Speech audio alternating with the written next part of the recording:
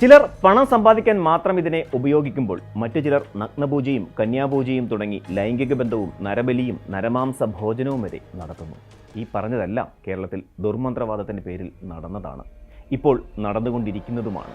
കേരളത്തിൽ തിരുവനന്തപുരവും കൊച്ചിയും ഉൾപ്പെടെയുള്ള മെട്രോ സിറ്റികളിലും ഗ്രാമപ്രദേശങ്ങളിലും സാത്താൻ സേവകർ സജീവമാണെന്ന റിപ്പോർട്ടുകൾക്ക് വർഷങ്ങളുടെ പഴക്കമുണ്ട്.